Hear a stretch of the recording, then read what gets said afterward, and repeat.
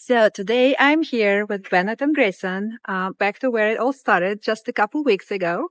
The guys just had their on-stage performance last Saturday. How was it for you? It was awesome. Yeah, there's really no other way to describe it. I had a ton of fun. It was good. It went about as well as I expected. It was really surprising. I wouldn't have expected there to be a lot of people who would have known and came to enjoy Tsoi songs. So when I came to you here in this parking lot, what did you think, guys? Like, were you surprised? Were you nervous?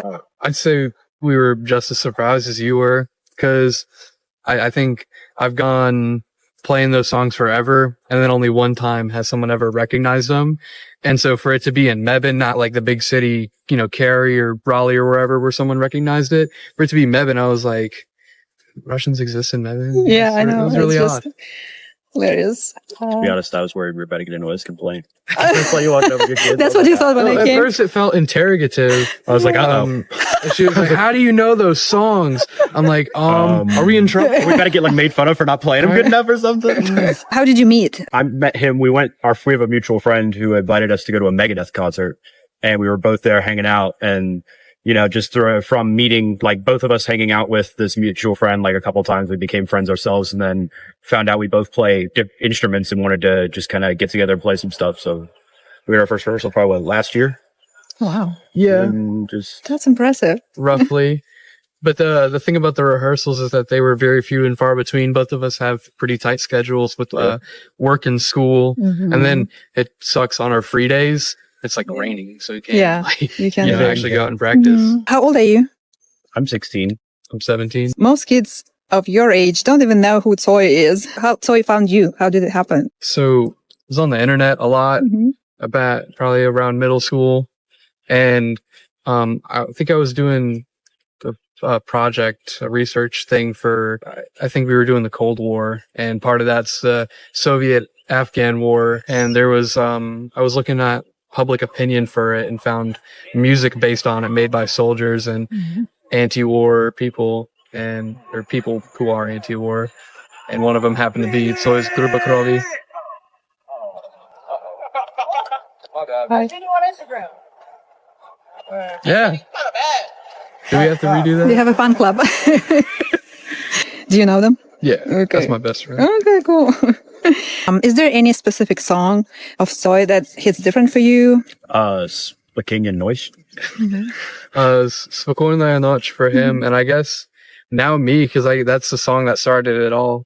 Because it was actually quite interesting. You caught us on the one singular Kino song that we did the entire night. The rest was American, British, Australian, English stuff. Yes. And then the way we kind of decided on that song is that mutual friend we were talking about. He, so I would always play those songs, and I'd known him when I was like a really beginner. And so his songs are very simplistic. So I would play them a lot because those are the only things I really could play. Yeah. One of them being Spokojna Noc. He hates those songs. He hates that song. He absolutely despises that one song in particular. Probably just because I bugged him with it so much. And then I did it while us two were over one day at his house. I played it just, to get a reaction out of him. And he overheard me playing it, and he was like, "That's awesome. What is that? Yeah, you got to tell me that song. That sounds nothing like I've ever heard before." Wow. Yeah. And I had to explain to him. I was like, "I don't know how to explain this, but they're not even English speaking." Wow, impressive. So Saturday night, you performed with a full band. What was that like compared to just two of you playing together in a parking lot? For me, I enjoyed it a lot more. It was almost easier, and it was a lot less nerve-wracking because there was more people up there. I would feel like I was sharing a bit of the, nerves and stuff like that. And to be honest, it was just a lot of fun. I had a lot more fun playing with a lot of people than I did playing with just one, even though I still do have a lot of fun playing music at all. So it was a lot easier. I'd say it was a lot more cohesive, and it actually sounded right. Because when me and him practice, it's just lead guitar and drums. It sounds really dry and empty, with no lower end and singing. So for us to have that lower end and singing, to actually be playing a song, not just part of a song, but for our parts to be a part of a performance, for me it was a lot of fun and a lot better. than just simply practicing. What was the biggest moment for you on stage Saturday night? The one that you'll remember? The two I remember most fondly, the first notes of Sledy za sobой, it's the first one we did, and then the Zakroy za mnou dver, just the way he did the drums on that one. Those two were probably my favorite moments. Yeah, that second one he was talking about was my favorite. I'm not going to try and say it because I can't pronounce it, but it was a lot of fun because I felt like everyone there it was reaching the point in the show where I wasn't nervous anymore. I was just having fun up there, and everything felt more natural in that song. Everything felt very natural and not very as rigid as it was in some of the earlier songs. And I just had a lot more fun. That's funny for me because at that same point of the show, I was actually getting incredibly nervous because they had started branching out in the song. So I had no clue. And improvising on drums is way easier than on guitar. Way better than on guitar because, I mean, the drums is kind of just the supporting driving force of the song while the guitar is usually the most recognizable part of the song. I mean, try to recall the drum beat of any song and you'll probably recall the melody before you recall. I mean, you know, obviously drums can be iconic. Like My Hero by Foo Fighters. Yeah, no, drums can be iconic, but it's a lot easier to recall a melody before you recall the drums. And so when they were starting to play songs that I had no clue about, that was when I started getting nervous and worried. It went well. The crowd liked it. Decent. So, yeah. Like, we played Muravinik, or Muravinik. Yeah. Is that close? It is, yeah. I mean, your Russian is great. I don't know how you do this, but it's impressive. Yeah, that song, I was like, I don't even know the key. I don't know anything about it. Please, can we do something else? And then he was like, no, Muravinik. I'm like, okay. Yeah, anytime they were playing pretty much half of those songs, I was like, we're playing what now? And I just waited for Bennett to play something, and then I just jumped in with whatever I could.